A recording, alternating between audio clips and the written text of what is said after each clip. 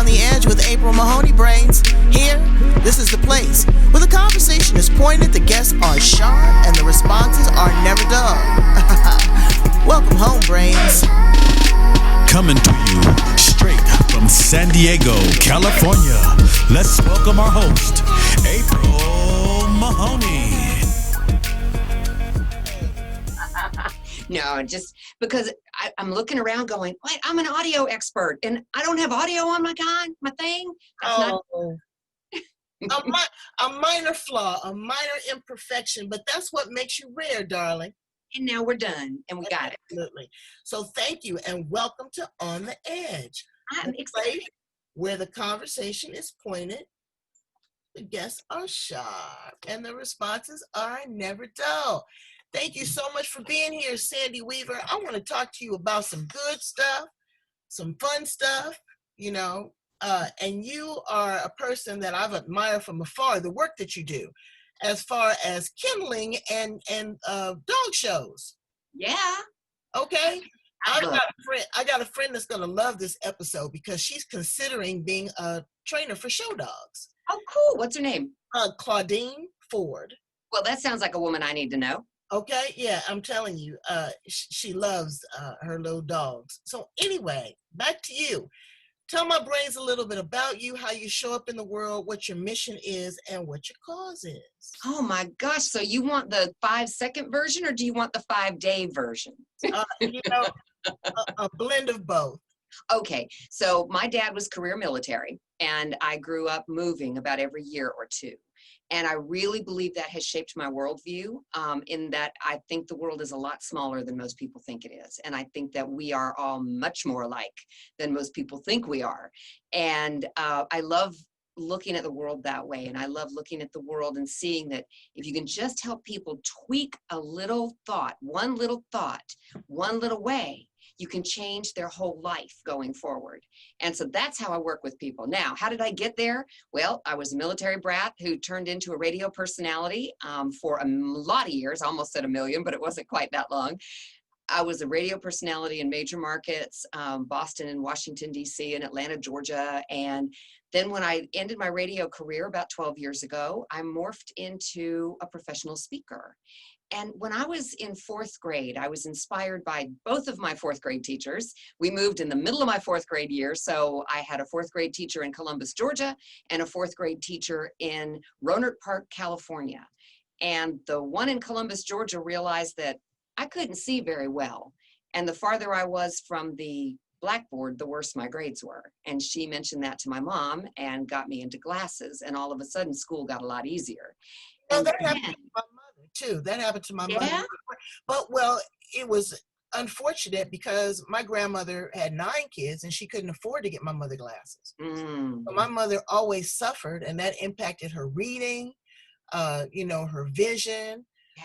Sometimes you can have headaches. So, that was huge. Bless your mother's heart. And bless your grandmother's heart, too. It must have broken her heart not to be able to do for her daughter.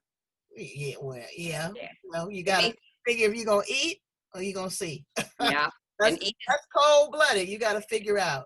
And it is. And it's, it's harsh when you have to be that cold-blooded, but eating is very important. And you are rocking those round glasses. I love those on you. Am I? You are rocking them. I was telling everybody in our intro before we came, I found this at the dollar store. Yeah? I love that. I said, I'm going to work this dollar. Yeah. I love thrifting. As a matter of fact, I think I got this jacket at a thrift store. You know what? I did. So good. Yeah. No, I got this at the 99-cent store. So you paid less than $1. Girlfriend, you go ahead. That is good. Taxes in California, I might have paid $2. Yeah, just about, yeah. But you are a striking beauty. You are, and you have really grown into the woman that you are. That is true. And the striking beauty part, thank you. I can take no credit for it. That is the genetics that my parents gave me. So I'm eternally appreciative of those. And thank you. It looks like a good, healthy, balanced lifestyle. I try really hard. I don't always succeed. Every now and then instead of dinner, I have ice cream. So, that's okay. Because it doesn't happen every night. Just sharing with my audience about what your age range is, how old you are about. I am 62. I turned 62 this year. See, and that's what 62 looks like, Thank brains. Okay. you. And you can do it too. Yeah. Tell me about the work that you do with animals. That's what I want to hear because you do some amazing work, and I got some great stories to share. So go ahead. Cool. I can't wait to hear your stories. Well, the work I do with animals, the actual animals, I have Siberian Huskies and I've had them for about 40 years. And I show them in conformation and obedience and rally and agility. Well, agility, I've got a young one who's going to be good at it. So I guess I need to learn how to run again. And I like competition. And I like not necessarily beating other people, but seeing how good my dog and I can be. That's what the competition is for me. And so each time I go into the ring with one of them, it's trying to be better than we were the last time, not to beat the other people that are there. They can be the best they can be too, and may the best dog win. And I also am an AKC judge. So when I'm not showing a dog, I might be judging the dogs and, sometimes touching them inappropriately. You've seen what those judges do on TV. And it's my love of dogs that took me into the people that I work with as a trainer. Now, my fourth grade teachers made me want to be a teacher. And then I was a radio personality, and you could kind of stretch the definition of teacher a lot and maybe get there. But I'm back to being a teacher now. I'm back to what I wanted to be when I was in fourth grade, because as a professional speaker, I train people to be a better version of themselves. I teach them tools using neuroplasticity, neurology, positive psychology. I'm a citizen scientist in all of those attributes. I stay right up to date with those. Wow. And I take what I learned there and I help people be the best version of themselves that they can. I work for Radiantly. You train them like chihuahuas. Well, pretty much, yeah. Don't let people know, but they're almost as easy to train as dogs are. If I could walk around with everybody's favorite treat, I could get them to do whatever I wanted in about 5 seconds. No, really, it's not taking much these days. No. What are some of the fun things that you do in your life, and and what has all of this taught you? COVID and pivoting and not being in front of the actual crowd to speak. This has been a year of pivot, April. You are absolutely right about that. And I know that all the brains that are watching, I know every single one of y'all has pivoted too. She called you by name. See, Yeah. April taught me well, y'all. But, April tells me I know what we're doing. I know what the story is. But so, yeah. It's a pivot year. That's, and you can either stand around and complain about what this year hasn't been, or you can go, hey, what can I make this year? And in February, it started becoming obvious as most of my speaking engagements started canceling. And by the time we got to March, I did not have a single live speaking engagement left on my calendar. And that's how I make money, y'all. That's how I pay the rent. That's how I buy my groceries. That's how I feed my dogs. And so that was kind of a challenge. And I know I'm not the only person who was challenged that way. So I looked at what was and said, this looks like a good year to put up an online learning platform so people can just go and learn what I know and what I love to teach whenever they want to. So if you wake up at 3 o'clock in the morning and you feel like you want to learn something, I got stuff for you. You know what? I just keep looking at you in that background and your poise and everything. You need to go back into TV. Oh, thank you. I just had a premonition on that. Yeah, just, it's just perfect for that. Thank you. People are doing that from the comfort of their home, you know, with visibility, with tenacity, again, with mindset. It's a lot going on. We got a lot of heavy lifting that we're doing right now, Sandy. And you are being a really good role model for that, April. Thank you. You just need to. I'm a total line for you if I can. I try. I try the best that I can. Give us some words of encouragement. Set us in the right trajectory right now. Oh my gosh. One of the best things on the planet is just to make that voice inside your head be quiet. You know, that little voice that says things that you can't do and things that you're not good at and things that maybe you've got a little imposter syndrome going on and you think, well, I don't have anything to teach anybody. Nobody has led the life you have led. Nobody has learned the lessons you have learned. Nobody can teach what you know except you. And so if there's one person on the planet who needs to know what you know, you're doing them a disservice by not sharing it. You are enough. You know enough. You have enough. Now go do it. What? Is that a testimony, Brains? That is a testimony. Yep, it I is. feel that all down on my boots. I do. I do. So do you have some new programs or books, or what are you promoting right now? How can my brains connect with you? The the the closest to my heart people that I work with are veterinarians. And because of my love of dog and dog sports, that might seem kind of obvious to you. What most people don't know is that veterinarians have an exceptionally high rate of suicide. And the CDC did a study that covered 38 years, I believe. It could be 37. I may have that number wrong, but it's 30 something years. And they looked at every veterinary death in that time, and they categorized them. How did they die? Was it a natural death? Did they die by a completed suicide? And they charted the same years in the general population. And it turns out that male veterinarians are 2.1 times as likely to complete a suicide as their peers in the general population. And female veterinarians are 3.5 times as likely to complete suicide. Why is that? Yes. You know, and that's April, thank you so much for saying that, because that is the first response most people have. That they're like, well, they get to work with animals all day. No, that's what they wanted to do, was work with animals all day. That's what they went to school to do, was work with animals all day. What they get to do all day is manage people and run a hospital and wear the 18 different hats that a small business owner has to wear. They get to have all that stress. They get to know that, you know, humans are not really good at taking our own medicine properly. Have you heard that? That we're not very compliant. Oh, yeah. Our own medication. Like Yeah. wearing a mask. Yeah, exactly. We're not, Did I yeah, say we're not that? good at it. I didn't say We're that. not. I know you didn't. I did not hear that. I did not hear it. Yeah, we're not good at it. So imagine how bad we are at giving our pets medication. Then put yourself in the veterinarian's shoes. All they want to do is make your pet better. And you are the person who is paying their bills. And oh, by the way, did I mention that when they graduate veterinary school, they have between $200,000 and $700,000 in school debt, school loan debt? Most of them do. It's a lot of money they have in school loans, student loans. And so the same person who is helping them pay down those loans and pay all the salaries of all the people that they're working with, that same person, their client, is not following the veterinarian's instructions. Can you imagine how stressful that conversation is? It is, because, you know, Rays, I'm going to tell you a secret that you said that. My dog was addicted to lean. You know what lean is? Lean is an ethnic term for like cough syrup or codeine. Oh, okay. Gotcha. So Gotcha. he would cough and he would hack, I guess, because his windpipe was kind of closing up. Hey, you want some lean? And he say, you know, you can just kind of see him like, yeah, let's go into that. But there's people out here. I know one particular woman I'm following online is paying for cancer treatment. Yeah. When it comes to your animal, everybody, now look, don't get on my back because I have 13 dogs. I have 13 dogs. But I'm just saying that it becomes a point of the quality of their life versus the quantity of their life. Yep.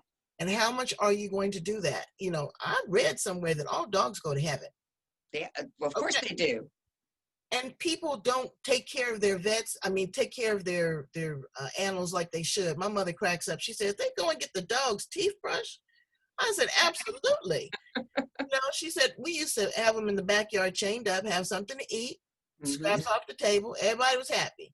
Yeah. Now they've got foo-foo restaurants and hotels and, you know, all this for animals. Yeah. You know, I don't know. I think about the humane thing, and it's hard. It's really hard. It is. It's a soul, no matter what. It's still. Yeah. And these veterinarians see this. They see this. When we had to put my dog down one time, I actually saw the aura of the veterinarian change when she put the dog down. I saw that movement. Her eyes twinkled. It was kind of freaky. It was kind of freaky. So I can imagine that, you know, and this is not a person you can verbally communicate with. You're intuitively working with them. There's an energy there between the two. So that's heavy. Veterinarian work is heavy. Can I tell you, probably, and suicide is, it's like putting a key in a lock. all the tumblers have to line up at exactly the same time in order for the key to turn. So a lot of things have to be going on. But in my mind, the single most damaging thing that veterinarians do is have the conversation with their clients. On average, 2 times a week, they counsel a client that ending their pet's life is a humane and good and loving thing to do because it puts the animal out of pain. And then when the veterinarian finds themselves, and the way your brain works, the more you say something, the more likely you are to believe it. That's the short version. Y'all have to take me up on that. If you want the long version, I'll give it to you later, but just get in touch with me. I will tell you exactly how that works. It's pretty simple and pretty profound. The more often you think something or say something, the more it becomes a belief. And so if a veterinarian who is struggling anyway gets into a place of suicidal desperation, and that belief triggers in their head, that can be the last one of those tumblers in the lock. Because now they're not talking about Fifi. Now they're talking about themselves and ending their own pain and suffering. Wow. And veterinarians don't have suicide attempts. They know how to do it because they do it. That's something that I don't know how they compartmentalize in their minds. They have to know in their minds they're doing the right thing for the pet. And yet, it has to be hard. I don't know how you turn that pain, watching your client be in pain. Because I know you probably sat there and cried even while you were watching the aura change. I know when I put my dogs down, I cry like a baby for days. So let me tell you my horror story. My Jean-Pierre, look, let me bring him in. Oh, let me see Jean-Pierre. Jean-Pierre, right here. Can you see him? Oh my gosh, he's so beautiful. He was. The coyotes jumped over the fence, girl, kidnapped him and ate him. April, I am so sorry. Oh. What is that? After 13 years, and I am devastated. Yeah. I'm still devastated. Yeah. But you know what? It's strange because I've had some great animal intuitives that said that he's fine. He was kind of sick. You know, I said he had the respiratory problems. That it was quick, you know. So again, all dogs go to heaven. Yes, they do. You know, cats too. Yep. Are you a cat lover? Do you like horses? I love animals. I've never had a cat because I have Siberian Huskies and they can tend to be a little hard on cats. So I don't want to bring a cat into that kind of a situation. I love them from afar. My vet kind of collects cats for her clinic because people come in and they say, well, they don't want that cat anymore. Will you euthanize it? And she won't euthanize a healthy animal. She just has them sign it over and it becomes a clinic kitty. So, yeah. Where are you located again? I'm in the Atlanta, Georgia area. You're in Georgia. Well, let me brag on San Diego. Do you know that our Helen Woodworth Animal Shelter is empty? There's no, that is so good. Good for them.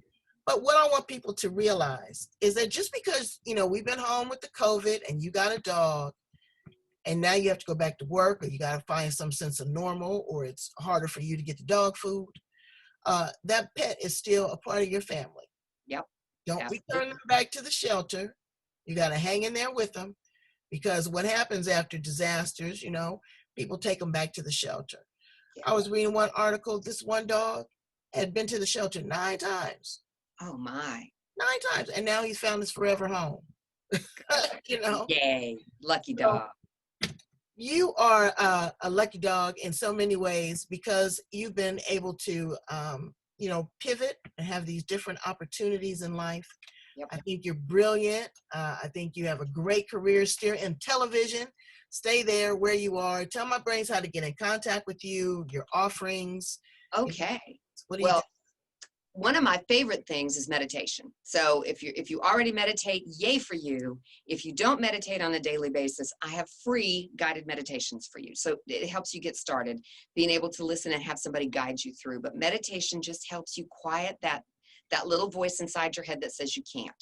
So if you're not meditating already, think about meditating, and you can get 7 free guided meditations at centerforworkplacehappiness.com/store. And while you're there, you can also see the book that I have just finished this week. It is not ready to purchase yet, but you can pre-purchase. And if you pre-purchase, you get some bonuses. Where's the cover? Where's the cover? It's the one that I put on Facebook was just an ugly mock-up. My very gifted designer, Vanessa Lowry, is working on a cover for me, and she should have something either today or tomorrow. Okay, because And I want the exclusive.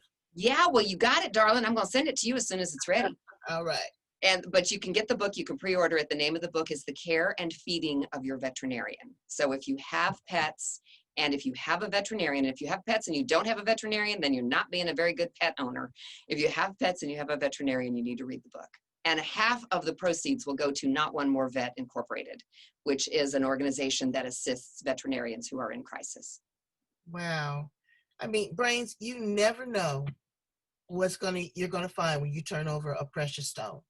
I turned over a rock, and I found Sandy Weaver right here. Okay. I love you, April Mahoney. Thank you. Thank you so much.